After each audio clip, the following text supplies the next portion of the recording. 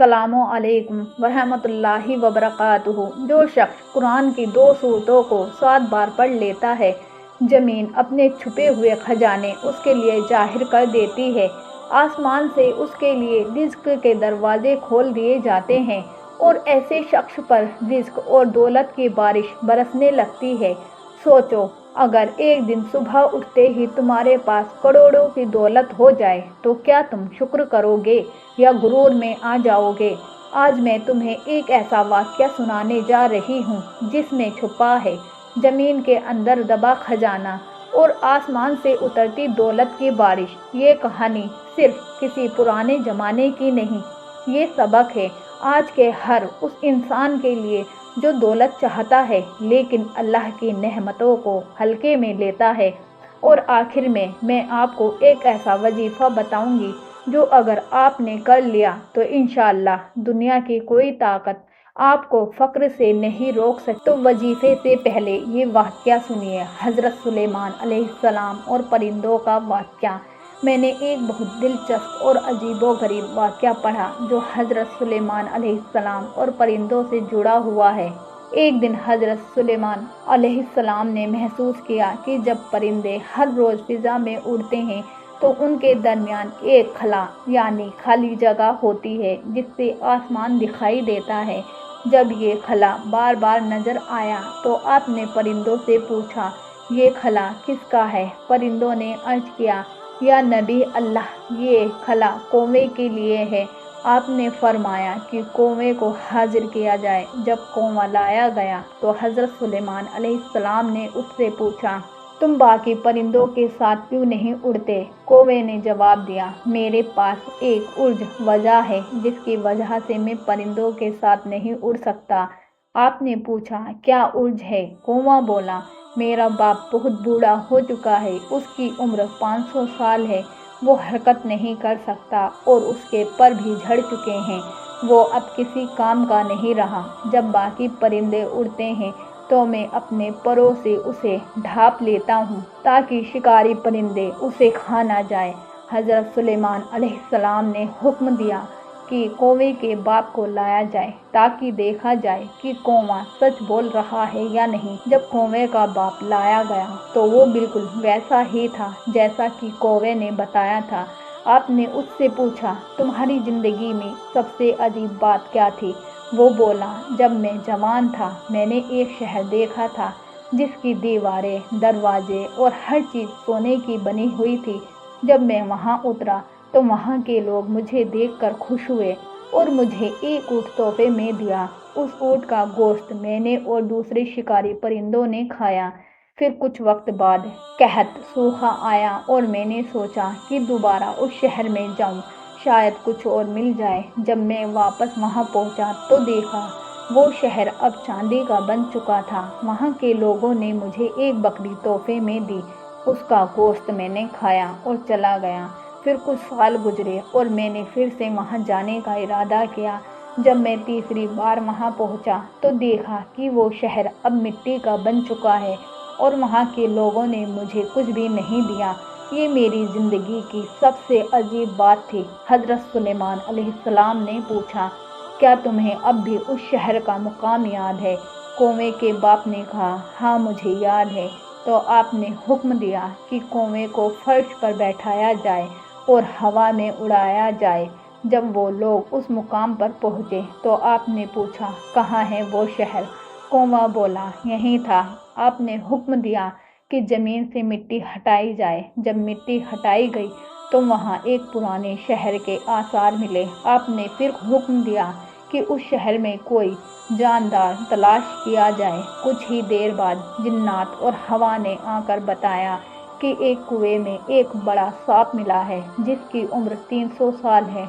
हज़रत सुलेमान अलैहिस्सलाम ने हुक्म दिया कि सांप को बुलाया जाए। जब सांप को लाया गया तो आपने उससे पूछा, तू कौन है? सांप ने कहा, मेरा नाम सिया है। आपने पूछा, क्या तुझे इस शहर के लोगों की मौत के बारे में कुछ मालूम है? सांप ने जवाब दिया, मैं तब तक कुछ नहीं बताऊंगा जब तक आप मुझे अल्लाह का वादा ना दें कि मुझे कोई नुकसान नहीं पहुँचेगा।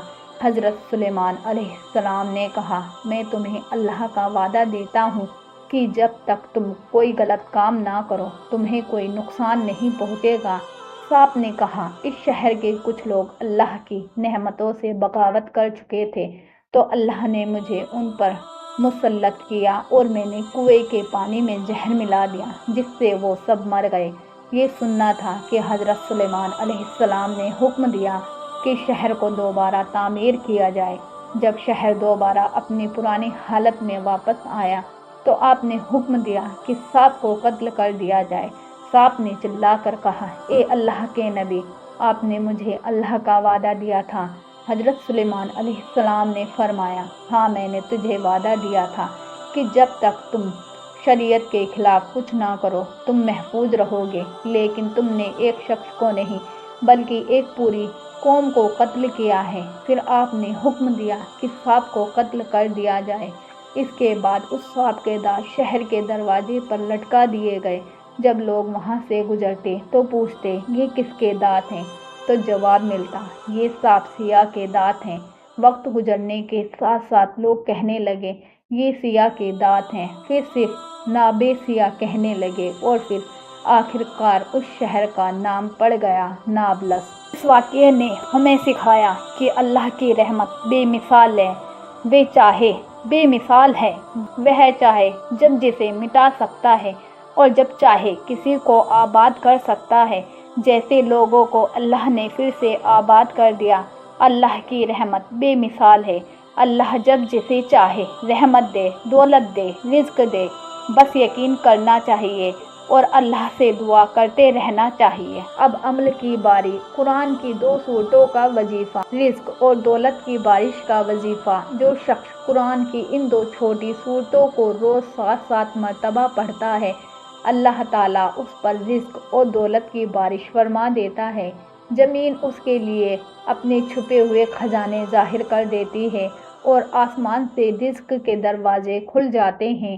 عمل اس طرح ہے، ہر روز 2 وقت، فرض کی نماز کے بعد، عشاء کی نماز کے بعد سورہ فاتحہ 7 بار، سورہ الانشراح، علم نشرح 7 بار، پھر پڑھیں اللہ کا یہ نام یا رزاق 313 مرتبہ، اول اور آخر 1 مرتبہ درود شریف ضرور پڑھیں۔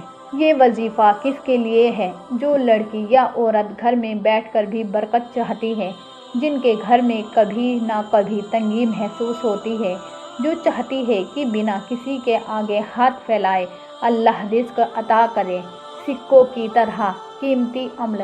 400 سال پرانی کتاب اعضائے طریقت میں مفتی علامہ عبدالقادر مستری رحمۃ اللہ علیہ سے نقل ہے۔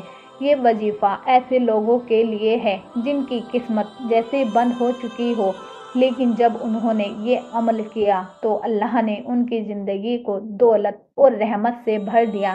اس عمل کی برکت سے زمین خزانے کھول دیتی ہے، آسمان سے رزق برستا ہے۔ لوگ پوچھتے ہیں، اتنی دولت کہاں سے آئی؟